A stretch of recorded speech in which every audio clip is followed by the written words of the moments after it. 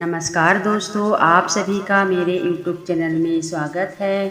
दोस्तों, आज हम महाभारत की कहानी के बारे में सुनते हैं। द्रौपदी हरण।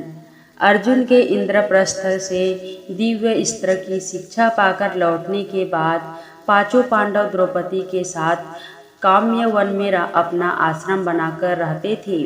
तभी एक बार पांचों पांडव किसी कार्यवश बाहर गए हुए थे। आश्रम में केवल द्रौपदी, उसकी एक दासी और पुरोहित धौ में ही थे। जयद्रथ का काम्यवन आना।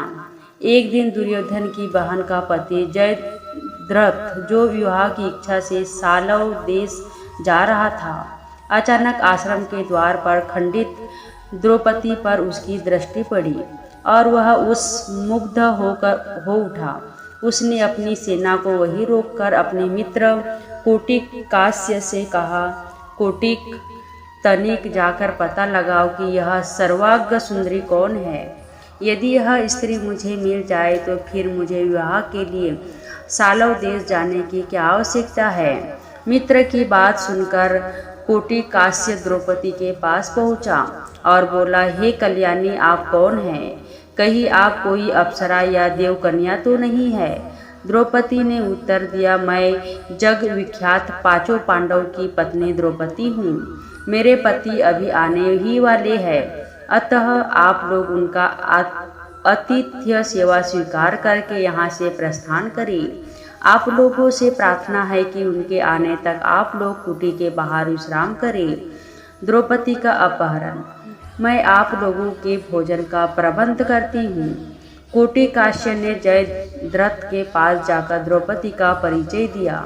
परिचय जानने पर जयद्रथ ने द्रौपदी के पास जाकर कहा, हे द्रौपदी, तुम उन लोगों की पत्नी हो जो वन में मारे मारे फिरते हैं और तुम्हें किसी भी प्रकार का सुख वैभव प्रदान नहीं कर पाती।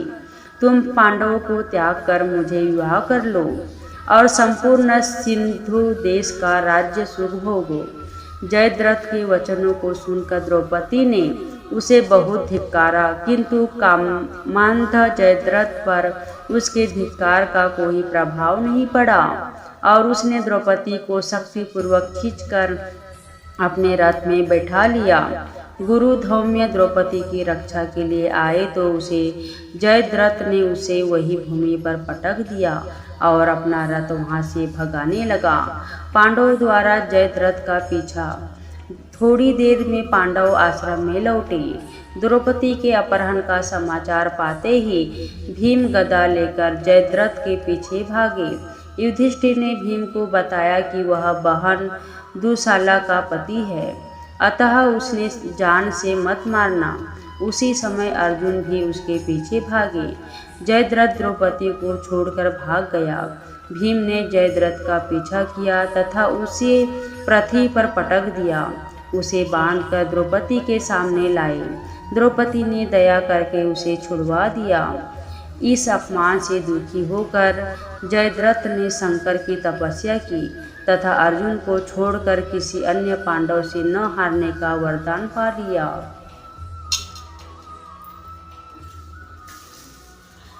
कीचक वध की कहानी।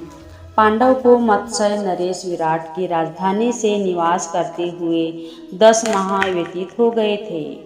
सहसा एक दिन राजा विराट का कहना साला कीचक अपनी बहनोई सुदेशना से भेंट करने आया। जब उसकी दृष्टि शैरनिधि द्रौपदी पर पड़ी तो वह काम पीड़ित हो उठा तथा शैरनिधि से एकांत में मिलने का अवसर की ताकत में रहने लगा। द्रौपदी भी कीचक की कामुक दृष्टि को भाप गई। उसने महाराज विराट एवं महारानी सुदेशना से कहा भी कि कीचक मुझ पर कुदृष्टि रखता है। मेरे 5 गंधर्व पति है, एक न एक दिन वे कीचक का वध अवश्य कर देंगे। किंतु उन दोनों ने द्रौपदी की बात की कोई परवाह न की। लाचार होकर एक दिन द्रौपदी ने भीमसेन को कीचक की कुदृष्टि तथा कुविचार के विषय में बता दिया। द्रौपदी के वचन सुनकर भीमसेन बोले, हे द्रौपदी, तुम उस दुष्ट कीचक को अर्धरात्रि में नृत्यशाला में मिलने का संदेश दे दो। नृत्यशाला में तुम्हारे स्थान पर मैं जाकर उसका वध कर दूंगा। शैरनिध ने भीमसेन की योजना के अनुसार कीचक को रात्रि में नृत्यशाला में मिलने का संकेत दे दिया। द्रौपदी के इस संकेत से प्रसन्न कीचक जब रात्रि को नृत्यशाला में पहुंचा तो वहां पर भीमसेन द्रौपदी की एक साड़ी से अपना शरीर और मुंह ढक कर वहां लेटे हुए थे। उन्होंने शैरनिधि समझकर कंबोत्तेजित कीचक बोला, हे प्रियतम, मेरा सर्वस्व तुम पर निछावर है। अब तुम उठो और मेरे साथ रमन करो। कीचक के वचन सुनते ही भीमसेन उछल कर उठ खड़ा हुआ और बोले, रे पापी, तू शैरनिधि नहीं अपना मृत्यु के समक्ष खड़ा है। ले अब पर स्त्री पर कुदृष्टि डालने का फल चख। इतना कहकर भीमसेन ने कीचक को लात और घूंसों से मारना आरंभ कर दिया। जिस प्रकार प्रचंड आदि वृक्षों को झकझोर डालती है, उसी प्रकार भीमसेन की कीचक को धक्के मार मार कर सारी नृत्यशाला में घुमाने लगे। अनेक बार उसे घुमा घुमा कर पृथ्वी पर पटकने के बाद अपनी भुजाओं से उसकी गर्दन को मरोड़कर उसे पशु की मौत मार डाला। इस प्रकार कीचक का वध कर देने के बाद भीमसेन ने उसके सभी अंगों को तोड़ मरोड़ कर दिया, उसे मांस का एक लोंदा बना दिया और द्रौपदी से बोले, पांचाली, आकर देखो मैंने इस काम के कीड़े की क्या दुर्गति कर दी है। उसकी इस दुर्गति को देखकर द्रौपदी को अत्यंत संतोष प्राप्त हुआ। फिर बल्लव और शैरनिधि चुपचाप अपने अपने स्थानों में जाकर सो गए। प्रातःकाल जब कीचक के वध का समाचार सबको मिला तो महारानी सुदेशना, राजा विराट तथा कीचक के अन्य भाई आदि विलाप करने लगे। जब कीचक के शव को अंत्येष्टि के लिए ले जाने लगे तो द्रौपदी ने राजा विराट से कहा, इसे मुझ पर कुदृष्टि रखने का फल मिल गया। अवश्य ही मेरे गंधर्व पतियों ने इसकी यह दुर्दशा की है। द्रौपदी के वचन सुनकर कीचक के भाइयों ने क्रोधित होकर कहा, हमारे अत्यंत बलवान भाई की मृत्यु इसी शैरनिधि के कारण हुई है, अतः इसे भी कीचक की चिंता के साथ जला देना चाहिए। इतना कहकर उन्होंने द्रौपदी को जबरदस्ती कीचक की अर्थी के साथ बांध लिया और शमशान की ओर ले जाने लगे।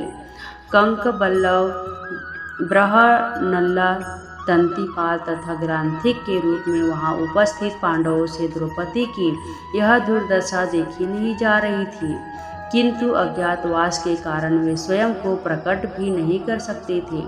इसलिए भीमसेन चुपके से परकोटों को लाघ कर शमशान की ओर दौड़ पड़े और रास्ते में कीचक तथा मिट्टी का सारे अंगों पर लेप कर लिया। फिर एक विशाल वृक्ष को उखाड़कर कीचक के भाइयों पर टूट पड़े और उनमें से कितनों को ही भीमसेन ने मार डाला।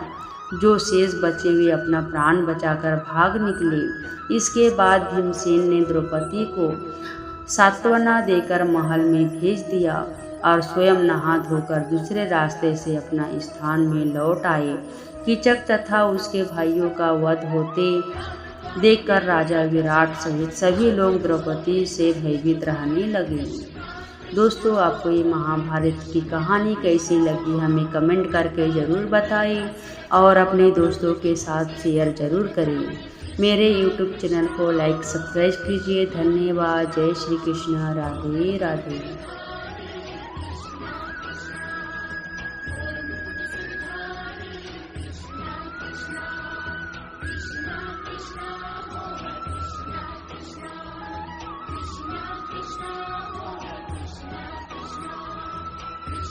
Krishna